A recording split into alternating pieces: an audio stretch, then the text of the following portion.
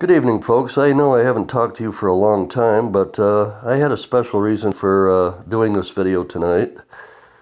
I wanted to give thanks where thanks is due. I've got a lot to be thankful for as 2019 draws to a close.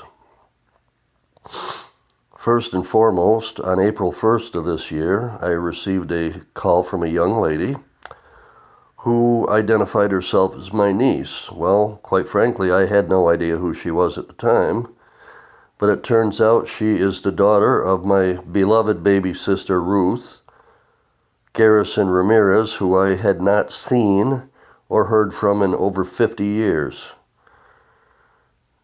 That was quite a shock, and an even bigger shock was to hear that my beloved mother, Marjorie Garrison, was still living. She's 88 years old and surprisingly still in very good health. The second week of June of this year, I flew out to McCarran Airport in Las Vegas, and I met my sister for the very first time, excuse me, in over 50 years. I met my niece Lindsay Rennick for the very first time. Enjoyed their company thoroughly. We had a very tearful and happy reunion. Sampled some of the Las Vegas nightlife. And then the next day we drove to Lake Havasu City, Arizona, where my mother resides. I met my mother for the very first time ever as I was given up for adoption at birth. Well, she's a tiny little thing. She's only 4'10". I'm 6'2" in my bare feet.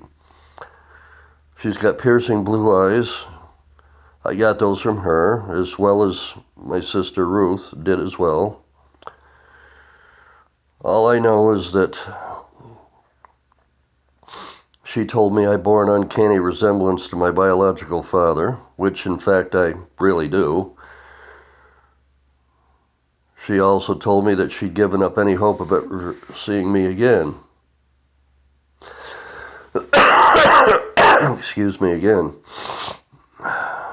Then she kissed me on the forehead and told me that she never stopped loving me. Well, that was it. She owned me.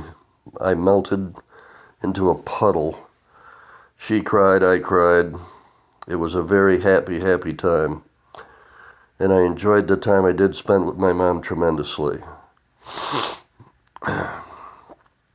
The second great event this year was my oldest son, Glenn, presented me with a new grandson, Grayson Nicholas Carley. He is an unbelievably handsome young lad. He gets his devilish good looks from his dad and his granddad. Not that I'm bragging, of course. It just made me burst with pride. And lastly, but certainly not leastly, my youngest son, Timothy Allen Carley Jr., finally, against all the odds in the world, finally graduated from high school. I was a witness to it, so I know it really did happen. He enlisted in the United States Navy. He successfully completed boot camp. And now is enrolled in what they call A School at Fort Meade in Maryland. Once he graduates from that, hopefully, he'll get assigned to a permanent duty post, and then he wants to marry his young fiancée, a young lady that he met online a couple of years ago from Chicago. I advised him to wait and make sure he's absolutely certain this is what he wants. But, as we all know, young men in the prime of life, being young, dumb, and full of cum, are not prone to take advice from their elders. I never expected him to, but as a parent and as dad, I felt compelled to offer that advice. But I've had many, many blessings this year, and I'm thankful for each and every one of them. I just wish I could get rid of this fucking cold. The weather here in central New York is horrid. Where my sister lives in Arizona, it's still in the high 80s and low 90s every day. I plan on tentatively moving there, lock, stock, and barrel, July 1st of 2020. Because I've gone 61 years without a mother. Now I have one. I want to make the best of every moment I can and spend them with her until she's gone. I owe it to myself and I owe it to her. And I also owe it to my sister to be the big brother that she never had.